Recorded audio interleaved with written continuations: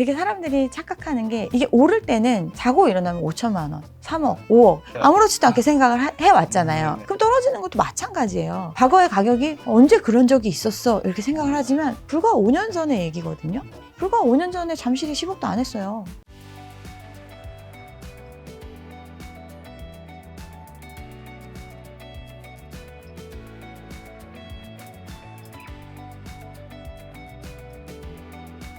오늘 이제 감정평가사님을 또 김작가TV에 모신 건 또 처음인데, 제가 유튜브에서 또 평가사님 검색해 보니까 집값 지금 여전히 굉장히 비싸고 뭐 굉장히 좀 공포적인 이야기를 좀 하시길래, 지금 요즘 또 집값이 또 반등하는 부분도 사실 상반기는 있었잖아요. 실거래가 기준으로는. 최근에 부동산 시장 분위기 감정평가사님은 어떻게 보시고 사람들 심리 어떤 것 같으세요? 전반적인 심리는 아직도 두렵게 생각하시는 분들이 많은 것 같고, 지금 정책적으로 처음 참여하시는 분들한테는 혜택이 많아졌잖아요. 과거에 고점을 찍었을 때보다 상대적으로 낮은 금액으로 내려왔다고 네. 판단하시는 분들, 또 금리 조건이라든가 금융 조건 자체가 과거와 비슷한 수준으로 유지할 수 있을 거다 이렇게 생각하시는 분들께서 많이 이제 좀 참여하시려고 생각을 하시는 것 같습니다. 근데 지금 어쨌든 상반기에는 서울과 수도권, 뭐 전국으로 하면 다 데이터가 다 좀 다르니까 서울과 수도권 특히 아파트를 기준으로 했을 때는 집값이 반등한 건 맞지 않나요?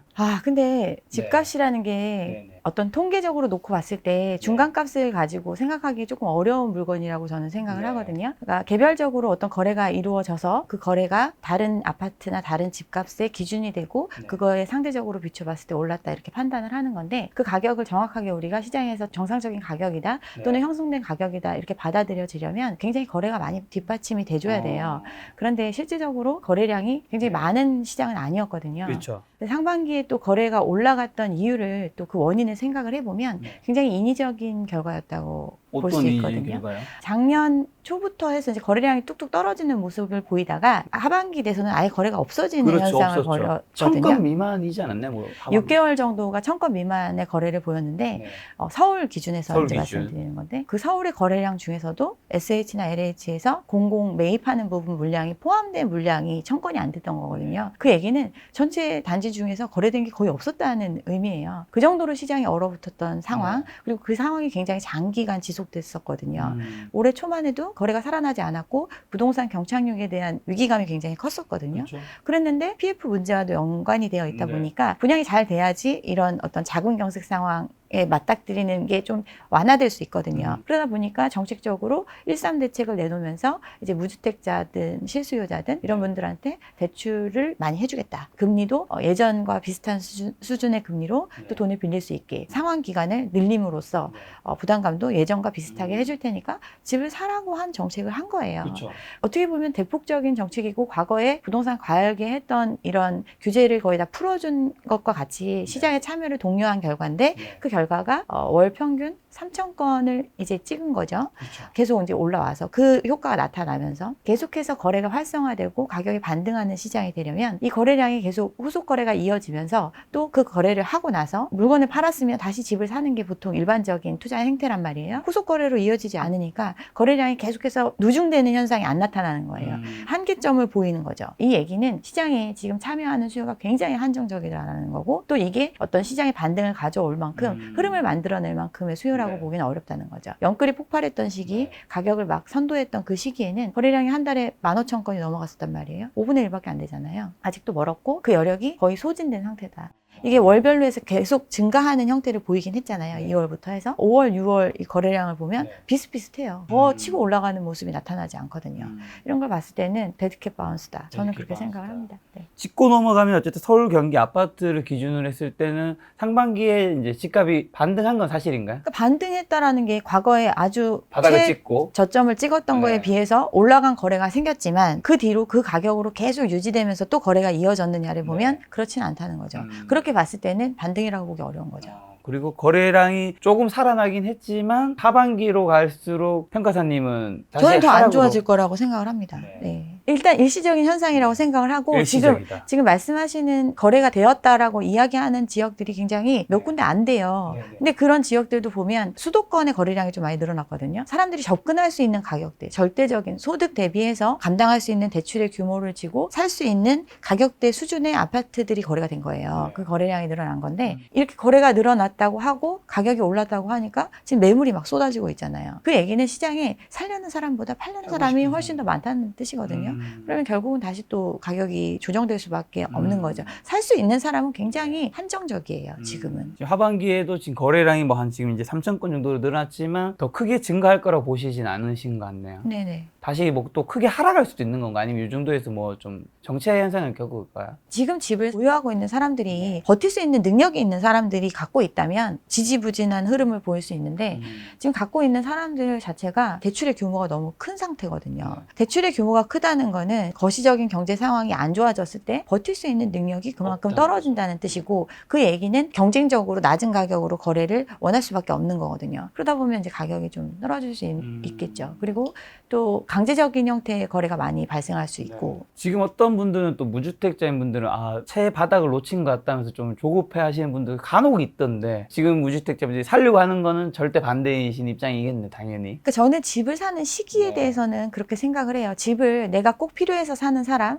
결국은 이제 내가 집을 사서 쓰려고 사는 거잖아요. 실수요자 입장이라면. 그러면 어떨 때 사야 되느냐를 생각을 해보면 일단 내가 물건을 소비하려고 하면 내가 그걸 감당할 수 있는 사람이면 언제든 사도 돼요. 내가 뭐 이 가방이 사고 싶다, 내가 이 차가 사고 싶다, 이 차를 사고 이 가방을 샀을 때 아무런 나에게 경제적인 상황에 영향을 주지 않는 정도라면 언제든 내가 원할 때 사면 되는 그게 재화잖아요. 근데 집 같은 경우는 그런 것보다는 훨씬 더 비싼 값의 물건이고 이걸 보통 자기 자본만으로 사는 게 아니라 대부분 대출을 활용해서 살 수밖에 없는 고가의 물건이란 말이에요. 근데 꼭 사고 싶어. 그렇다면 싸게 사는 게 가장 중요한 거거든요. 포인트는. 내가 뭐 빚을 안 지고 그냥 언제든 살 수 있는 사람이고 내가 여기를 원하는데 여기에 물건이 지금 나왔기 때문에 난 사야 돼. 이런 사람 살 수 있어요. 그렇지만 그 떨어지는 거를 생각 안 하죠. 뭐 다시 팔 생각을 하거나 이런 게 아니라면. 그렇기 때문에 싸게 살 수 있을 때 사는 게 좋다. 자, 그러면 싸게라고 말씀해 주셔서 사는 그 뭔가 기준이 있어야 되는 거죠? 아니면 평가라든가 어쨌든 그런 거 혹시 어떤 걸 고려하면 되나요? 싸게 살 수 있다라는 거는 다른 사람들은 적정 수준의 가격임에도 불구하고 사람들이 살려고 하지 않을 때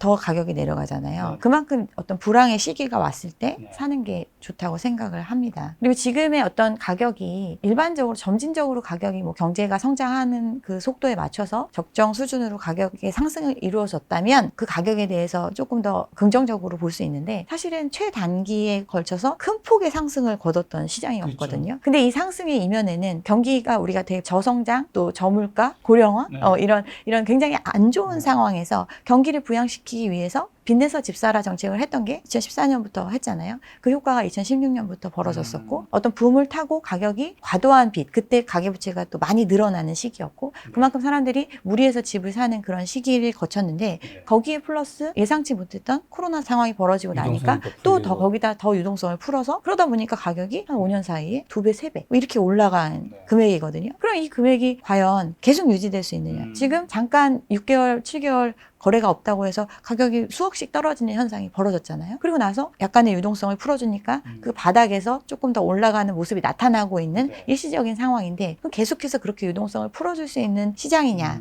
또 중기적인 관점에서 봤을 때는 아직도 더 내려갈 여지가 굉장히 많이 있다. 굳이 내가 지금 당장 어디 쫓겨나서 사는 것도 아닌데 지금 집을 사야 되나? 이런 생각을 해보셨으면 좋겠어요. 그러면 평가사님은 지금 어쨌든 하락한다고 보시는 입장이니까 혹시 뭐 어디까지 뭐 언제까지 타이밍이든 값이든 어느 것이든 어느 정도 약간의 기준은 있으실 텐데 저는 이제 제가 제 유튜브 채널을 통해서도 이야기를 많이 했었는데 제가 생각하는 기준은 2017년도의 가격을 기준으로 2017년이요? 초요. 지금 어느 정도 가격대까지 갔죠? 지금 20년 이전 정도 되는 것 같습니다. 20년이요? 네. 훨씬 많이 떨어진다는 의미 같네요. 더 떨어져야죠.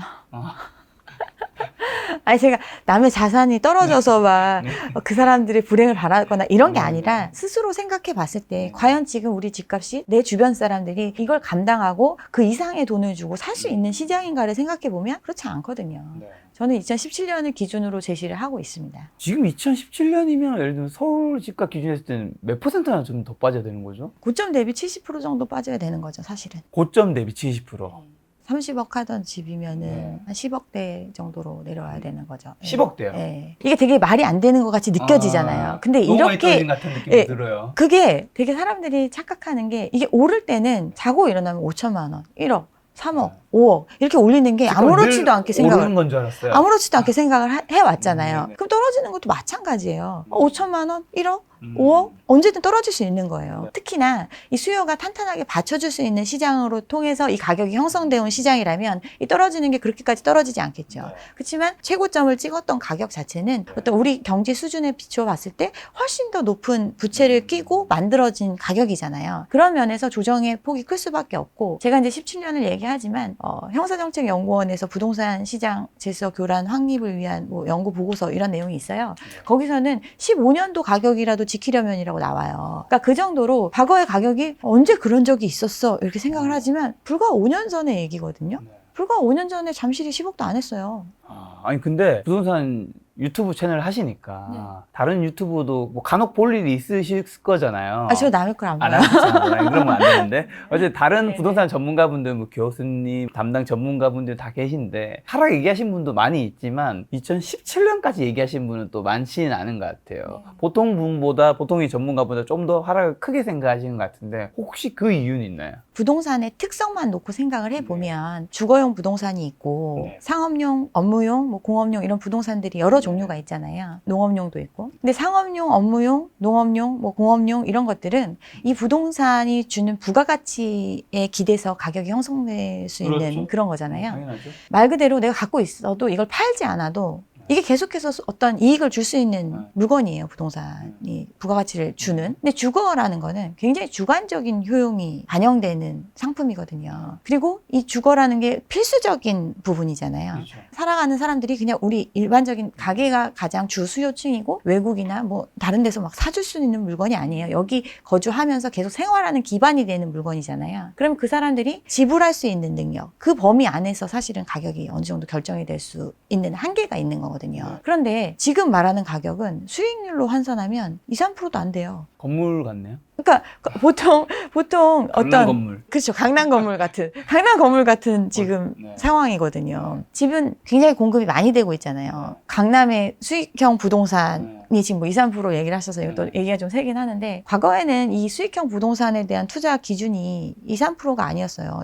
지금 2%도 안 돼요. 사실 강남은 1%대에서 2% 정도 되거든요. 그 퍼센트를 맞춰 놓은 것도 사실은 전체 만실 기준했을 때의 수익률을 그렇게 해서 그렇게 그렇게 매매를 하는데 사실 지금 공실이 굉장히 많은 편이고 과거에 근데 이런 수익형 부동산에 투자할 때는 강남 기준에서는 한 4% 그리고 강북 기준에서는 6에서 8% 이 정도의 수준의 수익률을 예상을 하고 보통은 매입을 하는 구조였거든요. 사실 매물 자체가 그 정도의 수익을 꾸준히 벌어다주는 물건을 굳이 팔 이유가 없잖아요. 대체할 만한 게 없기 때문에. 그래서 매물 자체가 많이 없고 그러다 보니까 이제 매도자 위주의 시장이기도 하고 이런 상황이 이제 꽤 오래 갔었고 진입하는 사람도 그렇게 많지 않은 이런 시장이었는데 이게 이제 부동산 화랑을 타면서 상업용 부동산도 투자의 대상, 투기의 대상, 자본이득에 대한 기대감이 굉장히 커진 시장이 시세 차이 굉장히 커졌죠. 그러다 보니까 이제 수익률이 그렇게 떨어지는 형태로 이제 거래를 하는데 아무래도 아파트나 이런 것보다는 매물의 수가 한정적이고 또 시장에 돌고 있는 매물 자체도 그냥 거의 다 공개되어 있다고 볼 수 있거든요. 안 나오는 물건, 좋은 물건은 잘 안 나와요. 그렇죠. 그냥 돌던 물건들만 계속 도는 막 약간 이런 형태거든요. 지금 같은 경우는 이제 과거의 고점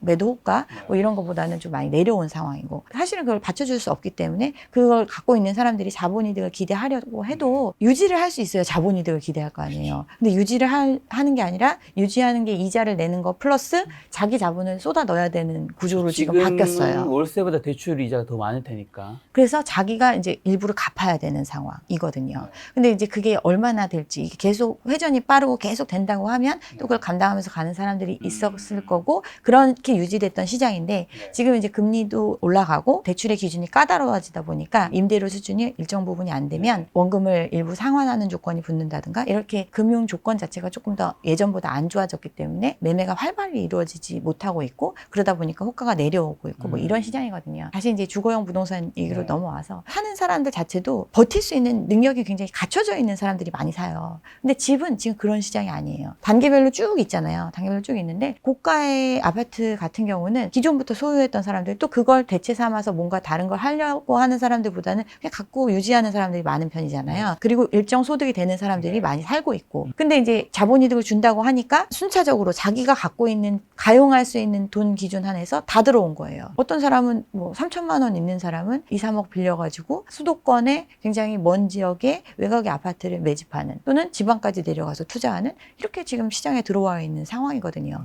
이 사람들이 버틸 여력이 사실은 그렇게 강하지는 않은 거죠. 지금 우리나라 같은 경우는 다른 나라들 금리 쫙 올릴 때 우리는 계속 동결하는 조치를 했고 주담대나 이런 부분에 있어서는 정책적으로 지원을 해줌으로써 금리를 좀 낮춰주는 상생금융 얘기하면서 금리 낮추라고 하고 뭐 이런 것들이 있었잖아요. 과거에 비해서 엄청 높은 금리가 아닌 수준을 유지시켜줌에도 연체율은 계속 늘어나고 있잖아요. 그만큼 버틸 여력이 없는 거예요. 근데 우리나라가 지금 금리를 누르고 있는 상황 자체가 계속해서 갈 수 있느냐. 이건 또 이제 다른 문제잖아요. 그러니까 굉장히 리스키한 상황이 올 거고 그런 상황에서 약한 고리는 무너지게 될 거고 그렇게 됐을 때는 결국 갖고 있는 자산을 처분하면서 이런 과정을 거치게 될 거고 그런 물량들이 많이 나오는 시장이 되는데 사실은 받아줄 수 있는 수요도 그냥 자기랑 똑같은 옆에 있는 사람이 그걸 사줘야 되는 입장이니까 이걸 바닥을 받쳐주기가 굉장히 어렵다는 거죠. 네. 지금 금리 얘기해 주셔서 근데 미국이 사실 금리를 우리나라에 영향이 받는 거잖아요. 미국 연준이 어쨌든 지금 한 번 6월이었나요? 5월에 어쨌든 동결을 했었고 이제 이 다음에 한두 번 정도 더 올릴 수 있다고 코멘트를 하긴 했지만 어느 정도 상단이 이제 어느 정도는 막혀 있는 건 사실이잖아요. 그리고 내년에는 인하도 생각하시는데 또 어쨌든 한국의 집값이 굉장히 큰 폭으로 떨어진 이유는 뭐 집값이 비쌌다라는 것도 있지만 금리를 너무 가파르게 올랐다는 것도 있을 텐데 이제 동결이나 하락으로 가게 되면 한국도 이제 금리 영향을 받아서 집값이 조금 거기서는 좀 편해질 수 있지 않을까요? 긴축의 기조로 가게 된 것, 즉 금리를 올리게 된 원인부터 우리는 생각해 볼 필요가 있어요. 금리를 올린 이유는 뭐냐면 인플레이션이 왔기 때문에 올리기 시작을 했잖아요. 그렇죠. 인플레이션이 온 이유는 돈을 너무나 많이 풀었기 때문에 온 거예요. 근데 과거에도 돈을 계속 풀고 있었는데 인플레가 오진 않았잖아요. 물건을 많이 원하는데 물건이 공급이 안 되면 또 인플레가 오잖아요. 가격이 올라가는 현상이 올 수밖에 없잖아요. 근데 올라가지 않았단 말이에요. 돈을 풀었어도. 계속 헬리콥터 머니 뿌리고 돈 푸는 시장이었는데 안 올랐어요. 이유는 그만큼 생산이 받쳐줄 수 있는 시장이었기 때문에 인플레가 안 왔어요. 근데 우리가 코로나를 겪으면서 글로벌 공급망이 붕괴가 되고 탈세계화가 네, 탈세계화가 됐잖아요. 그러다 보니까 물건이 예전만큼 자유자재로 공급되지 않는 시장이 된 거예요. 그러다 보니까 실물 인플레가 오기 시작을 한 거예요. 이게 인플레가 특정 분야에만 왔던 게 바로 자산 시장의 과열인 거잖아요. 자산 시장에서 그만큼 돈을 흡수해줬기 때문에 계속 자산 가격은 올라가고 다른 물가들은 영향이 없었단 말이에요. 근데 물가가 영향이 오기 시작을 하니까 이 상황을 계속 끌어갈 수가 없는 거예요. 계속 파티를 벌이고 싶지만 이제 결국은 그 대가를 치러야 되는 시점이 시그널로 오게 되니까 어쩔 수 없이 긴축을 시작을 한 거예요. 긴축을 시작을 해서 이제 금리를 올리기 시작을 했는데 인플레가 잦아들질 않는 거예요. 미국에서 표현은 끈적끈적한 인플레를 보인다고 하잖아요. 그만큼 잡기 힘든 게 인플레잖아요. 그래서 계속 금리를 올리는 선택을 하고 있는데 우리나라는 금리를 못 올리잖아요. 그렇죠. 금리를 못 올리는 이유는 스태그이기 때문에 못 올리고 있는 거잖아요. 그러니까 미국은 인플레 상황이고 우리는 지금 스태그플레이션 상황이잖아요. 경기는 침체되고 있는데 물가는 오르는 상황. 그러니까 물가를 잡는 것도 중요하지만 경기 침체가 더 심각해지는 게 두렵기 때문에 금리를 못 올리는 거예요. 또 큰 문제, 다른 나라와는 다른 문제, 우리는 엄청난 가계부채를 지고 있는 나라거든요. 빚이 너무 많아요. 여기서 금리를 더 올렸다가는 여기저기서 터지는 문제가 생길 거고 금융 시스템의 위기, 나라의 혼란을 가져올 수 있는 상황이기 때문에 올리고 싶어도 못 올리는 거예요. 그러면 우리나라 금리는 계속 그러면 우리가 안 올리니까 안 올라갈까? 이걸 생각해 보면 그렇지 않다는 거죠. 기준금리는 올리지 않고 지금 반년 동안 유지를 했는데 지금 코픽스 올라가고 있죠? 코픽스 올라가는 이유는 뭐예요? 시장에서 돈을 구하기가 그만큼 어렵다는 뜻이잖아요. 시장에서 돈을 구하려는 사람은 많은데 빌려주는 사람이 별로 없으니까 더 높은 금리를 쳐줘야만 돈을 구할 수 있고 그 금리가 수신금리가 바탕이 돼서 대출금리가 결정이 되니까 지금 대출받은 사람들한테 금리가 올라가는 현상이 일어난 거거든요. 그 시중에 왜 돈을 구하기가 힘드냐. 시중에 돈을 원하는 사람 많은데 우리나라는 뭐 긴축을 안 한다고 해도 다른 데서 다 돈을 빼고 있는 상황이니까 당연히 선택적으로 우량한 곳에 돈이 들어가지 모든 곳에 돈이 예전처럼 원활하게 들어오는 시장은 아니잖아요. 결국 금리를 올라갈 수밖에 없는 거죠. 그리고 또 하나의 문제, 우리가 계속 동결을 한다고 해서 과연 계속 유지될 수 있느냐의 문제잖아요. 그 얘기는 우리가 다른 나라보다 금리를 안 쳐주고 이렇게 해도 돈을 쉽게 구할 수 있으면 아무 문제 없어요. 근데 지금 보이는 현상처럼 그렇지 않잖아요. 또 우리나라 돈이 달러로 환산돼서 전 세계에 통용이 되는 상황이기 때문에 경제 활동 자체가 그러면 환율이 안정적이어야 되는데 환율이 안정적이려면 우리나라에 어떤 머물고 있는 달러의 양이 일정 부분 유지가 돼줄 수 있어야 되는데 우리나라보다 훨씬 더 안전한 나라에서 훨씬 더 높은 금리를 쳐주면서 훨씬 더 양호한 경제 성장을 보이고 있는 나라에서 그런 상황인데 우리나라에 돈을 묻어둘 이유가 있을까요? 더군다나 우리나라에서 엄청난 이익을 가져온다 하더라도 결국은 환차손으로 또 손실을 볼 수 있는 구조인데 계속 머물 수 있을까요? 미국으로 간다라는 거죠. 그렇죠. 이런 복합적인 걸 생각을 해봤을 때 금리가 계속 안정적으로 낮게 유지될 수 있을 거다. 이거에 대해서 의심을 가질 필요가 있다. 또한 미국에서 이제 더 이상의 상승을 종결하고 상단이 결정됐다고 보면 5에서 5.5%로 얘기를 하는데 여기서 멈춘다고 해도 과연 급격하게 다시 예전에 제로금리 상태까지 뚝 떨어뜨릴 것인가 이렇게 생각을 해보면 그렇지는 않거든요. 목표로 하는 인플레가 2%인데 미국에서 예상하는 2% 정도 되는 게 24년, 25년은 돼야지 그 정도 될 거라고 얘기를 한단 말이에요. 이 얘기는 그 상단에서 멈춰서 일정 부분 계속 유지돼서 이 상황을 지켜본다는 뜻이잖아요. 그럼 최소한 그 고금리가 유지된다는 뜻이고 여기서 떨어진다 하더라도 중금리예요. 근데 그 중금리가 우리가 초저금리 상황에서 유동성 파티를 벌였을 때 감당하던 금리의 2배는 되는 거거든요. 근데 우리가 그 빚을 낼 때 영끌이라는 신조어가 탄생할 정도로 초저금리 상태에서 감당할 수 있는 최대치의 빚을 낸 상태예요. 근데 그게 고금리에서 좀 떨어진다고 해서 중금리라고 버틸 수 있을까요? 부담되죠. 지금 현금리도 못 버티고 있는 상황인데 이런 거를 생각했을 때는 정말 위험한 상황이고 심각한 상황이다. 저는 그렇게 생각을 합니다. 지금 한국에 부채가 많다고 여기져서 사실 부채는 가계, 기업, 정부 이 세 개가 있는 거잖아요. 어디에 부채가 심각한 건가요? 다른 주체들도 지금 빚을 계속 늘리고 있으니까 전부 다 심각해지고 있는 상태인 거죠. 가계부채 문제가 지금 심각하다고 얘기하는 게 GDP 대비해서 100%가 넘어가는 게 20년도에 넘어갔죠. 105%라고 이야기를 하더라고요. 얼마 전에 나온 거 보면. 자료가 나와 있는 게 없어서 근데 21년도 기준 했을 때 미국하고 우리나라를 비교를 해보면 가처분 소득 대비 부채 비율을 보면 2배예요. 우리나라가. 아, 우리나라 2배 많다는 거예요? 네, 빚이 2배 많은 거예요. 가처분 소득 대비해서는. 그만큼 감당할 수 없는 수준의 빚을 지고 있는 게 팩트예요. 그건 사실이거든요. 이것 때문에 외국에서 IMF에서도 그러고 뭐 다른 외국의 신용평가 기관에서도 그러고 얘기하는 게 가계부채 문제가 심각하다. 그래서 이 부채의 디레버리징이 필요하다. 하는 총재도 금리를 동결하면서 발표했던 게 우리는 점차적으로 부채를 감축하는 과정으로 가야 된다. 금융 불균형을 해소해서 건전성을 회복해야 되는 그 과정을 우리는 거쳐야만 된다. 그렇지만 금융시장의 불안과 단기 경색을 막기 위해서 우리는 어쩔 수 없이 금리를 동결한다. 또 이런 얘기도 했었죠. 통화정책에만 기대는 이것만 해서는 나라 망하는 길로 가는 거다. 결국은 건전한 구조조정이 필요한 시기가 이미 한참 전에 왔는데 안 하고 있는 거고 정책 당국도 인식하고 있고 이걸 해결하기 위해서 또 정부도 뭐 돈이 있는 게 아니에요. 세금을 걷어서 하거나 국채 발행해서 돈 꼬아와가지고 메꾸는 거잖아요. 그걸 지금 늘리고 있잖아요. 이 지금 상황을 유지하고 연명하기 위해서. 부채 문제가 양측 다 심각한 상황인데 가계부채 문제는 또 다른 문제가 뭐냐면 우리나라에만 있는 전세 부분이 또 가계부채에 큰 부담을 주고 있다고 생각을 하시면 돼요. 통계로 잡히는 거는 뭐 주담대나 뭐 대출 받고 있는 이런 가계대출, 신용대출 뭐 이런 것들을 포함해서 가계대출을 뽑고 있는데 전세금 거기 포함이 안 되겠죠? 되죠. 네. 그러면 전세 시장 규모가 지금 900조, 1000조 뭐 이렇게 되잖아요. 이 부채 규모가 어마어마한 거예요. 이게 지금 현상으로 나타나고 있는 게 역전세잖아요. 역전세라는 건 내가 개인 대 개인으로 집을 빌려주고 그 대가로 목돈을 빌려 쓰고 있는 형태. 역전세가 났다는 거는 이 목돈 중에 전부는 아니더라도 일부를 상환해야 되는 중도 상환의 입장에 처했는데 이걸 갚을 능력이 없으니까 역전세가 발생하는 거예요. 이미 부채를 감당할 능력은 없는 거예요. 누가 다시 꿔주지 않는 한. 그만큼 심각한 거죠. 그 전세 그것까지 합치면 지금 현재 가계부채는 어느 정도 금액인 거죠? 이제 우리나라 국민들이 많이 자영업에 종사하고 있잖아요. 자영업자 부채도 사실은 민간의 가계부채에 포함시켜야 된다 이렇게 보고 있는 거고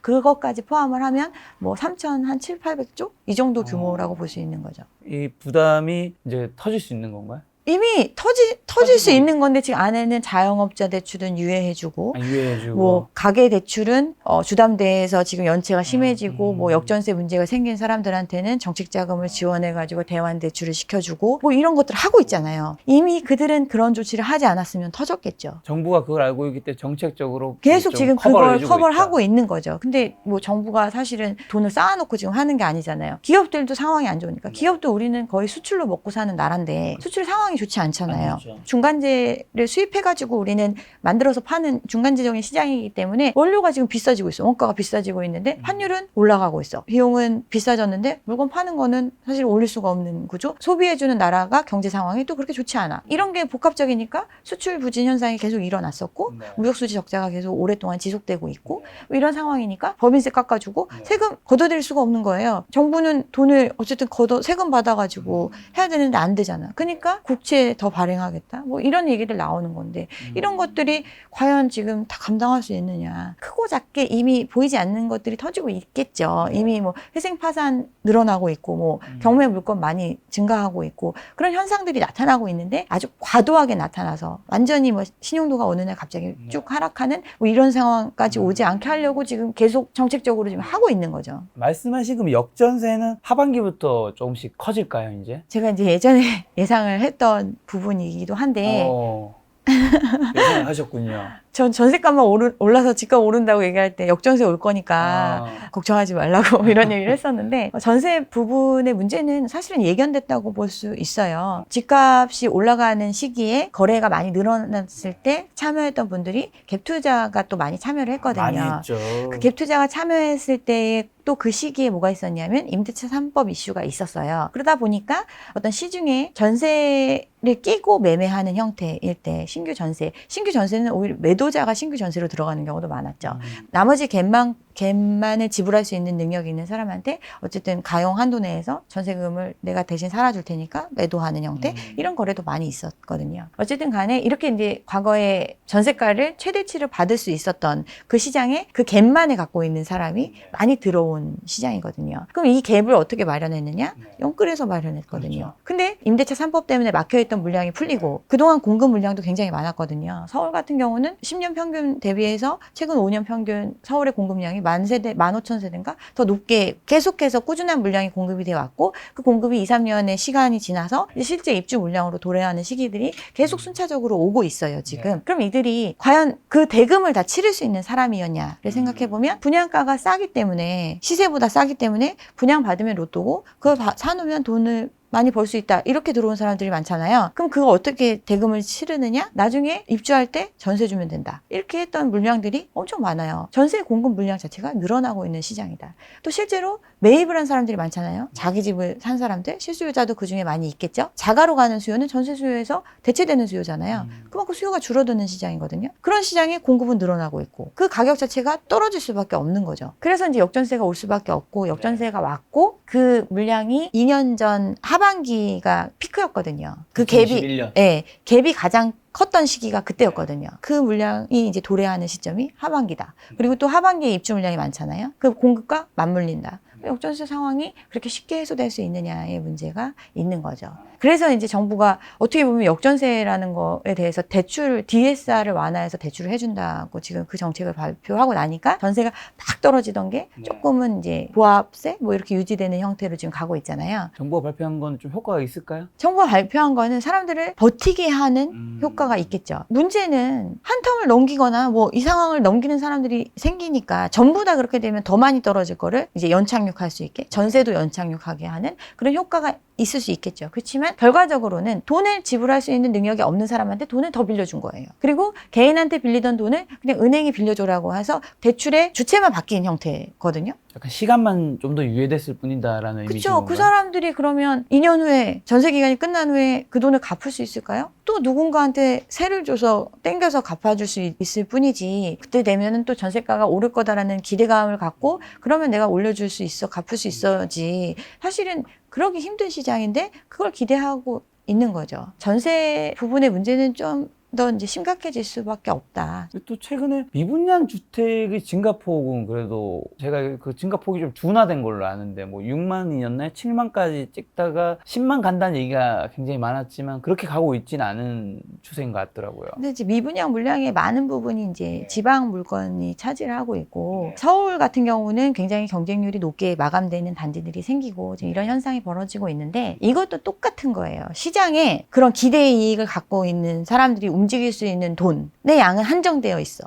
시장의 양극화가 일어나는 거죠. 그러면 청약을 하는 데 있어서 많은 이익을 줄 수 있을 거다라고 기대되는 지역에 청약이 몰리는 거예요. 그러니까 지방은 소외되고 서울이나 이쪽에 분양하는 물량에 있어서 사람들이 관심을 갖고 있는데 그 가격 자체가 매력적인 가격이 아니라면 그것도 이제 분양이 될지 말지 의심스러운 거예요. 그래서 입지가 좋다거나 아니면 조금 더 분양가가 싸다거나 뭐 이러한 것들의 경쟁률이 조금 올라가는 형태가 나타나기도 하는데 지금 건설사들이 분양을 미루고 있었어요. 계속 분양 물량을 뒤로 미루고 있어요. 그렇죠. 미분양이 날까봐. 근데 시장의 어떤 반등이라든가 사람들의 관심이 돌아오기 전까지는 최대한 미루는 형태를 취해왔었고 분양을 많이 안 하니까 미분양 물량이 또 근데 시장은 반등한다고 하고 여전히 부동산 불패 신화를 믿는 사람들은 관심이 많이 있으니까 조금 이제 물량이 소진되는 형태를 보이기는 하지만 계속 이들이 미룰 수만 있는 게 아니거든요. 이미 공급이 예정되어 있는 물량을 그냥 시기적으로 어느 시기에 분양을 했을 때 이걸 다 팔 수 있을지를 재는 거지 이걸 안 팔고 그냥 다 홀딩하기는 이것도 시간을 유예할 뿐이다. 그렇죠. 그런 상황이라고 보시면 될 것 같습니다.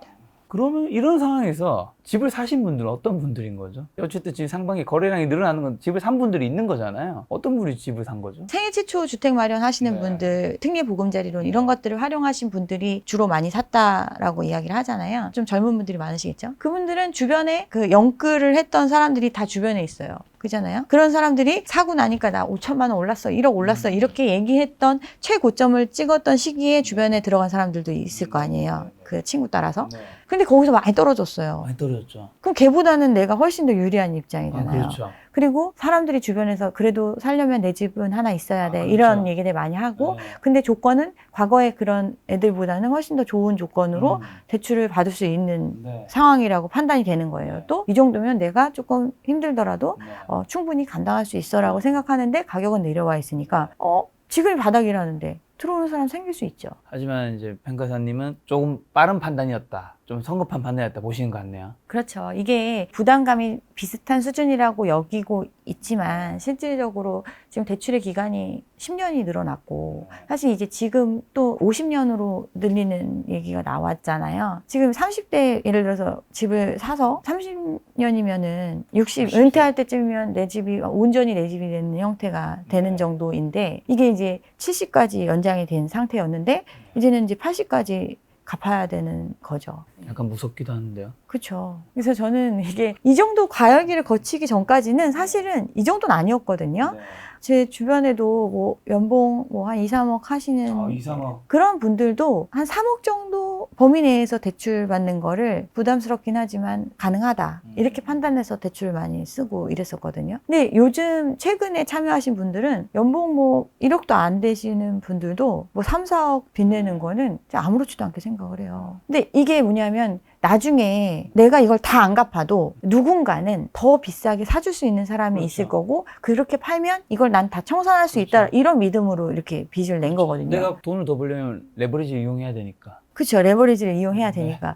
그런데 그러면 내가 5억에 산 걸 뭐 이런저런 비용들, 이자 비용 감당했던 거 뭐 이런 거 다 고려하면 시세 차이까지 또 세금 낼 거 고려하고 해서 5억에 샀던 걸 뭐 한 10억에 팔 수 있다. 이런 시장이 계속 돼야 되는데 이 5억을 살 수 있었던 본인하고 똑같은 사람이 10억에 사줘야 되는 거예요. 나랑 다른 사람이 이런 정도 수준의 집을 10억에 사주진 않는다는 거죠.